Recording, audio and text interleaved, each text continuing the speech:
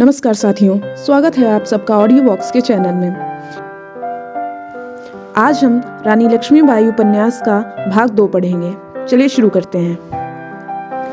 मनुबाई सवेरे नाना को देखने पहुंच गई। वह जाग उठा था पर लेटा हुआ था। मनु ने उसके सिर पर हाथ फेरा, स्निग्ध स्वर में पूछा, नींद कैसी आई? नाना ने कहा, सोया तो हूँ पर नींद आई गई बनी रही, कुछ दर्द है। नाना ने उत्तर दिया। फिर मनु ने कहा, वह दोपहर तक तो ठीक हो जाएगा, तीसरे पहर घूमने चलोगे ना? संध्या से पहले ही लौट आएंगे। नाना ने बोला, सवारी की धमक से पीड़ा बढ़ने का डर है। मनु, आरंभ में कदाचित थोड़ी सी पीड़ा हो, परंतु शीघ्र ही उसको दाब लोगे और जब लौटोगे याद न रहेगा कि कभी चोट लगी थी। नाना ने उत्तर दिया, यदि पीड़ा बढ़ गई तो? मनु, तो सह लेना, फिर कभी गिरोगे तो चोट कम आसेगी। नाना, और यदि आज ही फिर फिसल पड़ा तो? मनु, तो मैं तुमको फिर उठा लाऊंगी, चिंता मत करो। नाना, और जो तुम खुद गिर पड़ी तो? मनु, तब मैं फिर सवार हो जाऊंगी, किसी की सहायता नहीं लेनी पड़ेगी और घर आ जाऊंगी। नाना, मेरे बस का नहीं है। मनु, लड्डू खाओगे? नाना, मुझे चुपचाप पड़ा रहने दो। मनु, कब तक? नाना, 3-4 दिन लग जाएंगे।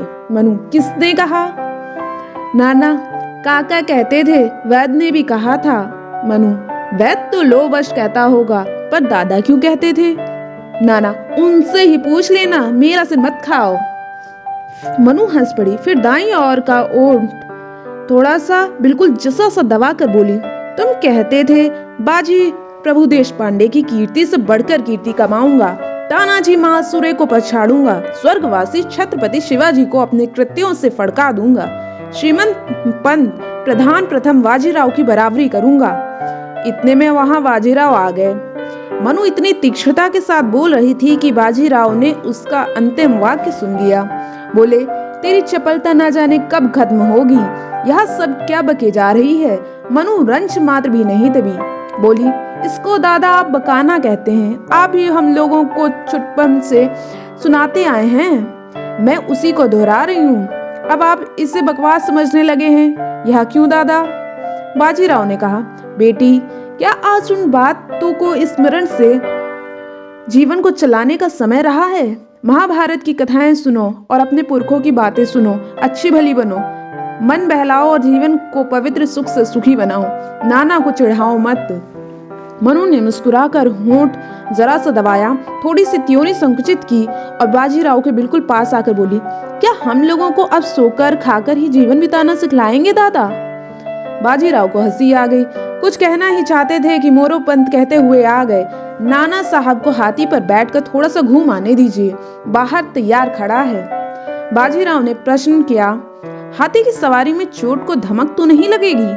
मोरोपंत ने उत्तर दिया, नहीं, पलकियां में बहुत मुलायम गद्दी तकिए लगा दिए गए हैं और हाथी बहुत धीमे चलाया जाएगा। मनु हाथी को देखने बाहर दौड़ गई। नाना निस्तार इत्यादि के लिए उठ गया। मनु ने हाथी पहले भी देखे थे, फिर भी वह इस हाथी को बार बार चारों ओर से घूम घूम कर देख रही थी और उसके डील डौल पर कभी मुस्कुरा रही थी, कभी हंस रही थी। थोड़ी देर बाद बाजीराव नाना को लिए बाहर आए, साथ में छोटा लड़का भी था। मोरोपंत पीछे पीछे। हाथी पर पहले नाना को बिठा दिया गया, फिर छोटे को। महावत ने हाथी को अंकुश झुलाई, हाथी उठा। मनु ने मोरोपंत से कहा, काका, मैं भी हाथी पर बैठूंगी। बाजीराव के घुटनों से लिपट कर बोली, दादा, मैं भी बैठूंगी। नाना हौदे में महावत के पास बैठा था। उसने महावत को अविलंब चलने का आदेश दिया। मनु की ओर देखा भी नहीं। बाजीराव ने नाना से कहा, लिए जाओ मनु को। नाना ने मुंह फेर लिया। तब बाजीराव ने दूसरे बालक से कहा, राव साहब, मनु को ले लेते तो अच्छा होता।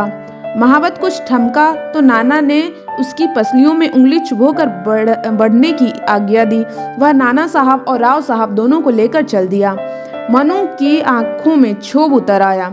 मोरोपंत का हाथ पकड़कर बोली, हाथी लौटाओ काका, मैं हाथी पर अवश्य बैठूंगी। बाजीराव कोठी में चले गए।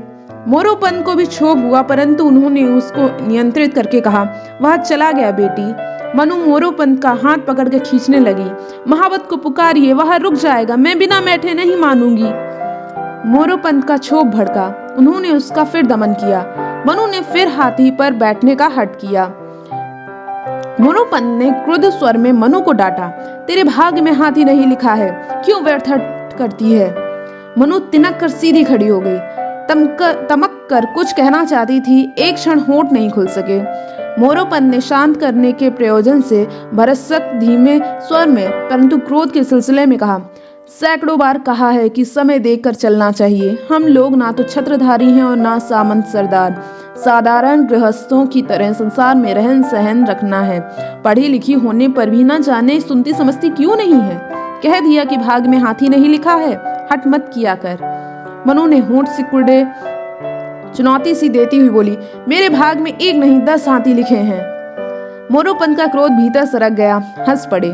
मनुबाई को पेट से चिपका लिया। कहा, अब चल कोई शास्त्र पुराण पढ़ ले, तब तक वे दोनों लौट आते हुए।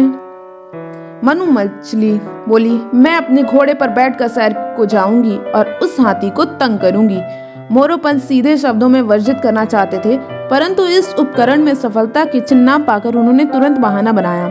घोड़े से यदि हाथी चिढ़ गया तो तू भले ही बचकर निकल आए, पर नाना साहब, राव साहब तथा महावत मारे जाएंगे। वह मान गई। तब तक कुछ और करूंगी। मनुबाई ने कहा, पुस्तकें तो नहीं पढ़ूंगी, बंदूक से निशानेबाजी करूंगी।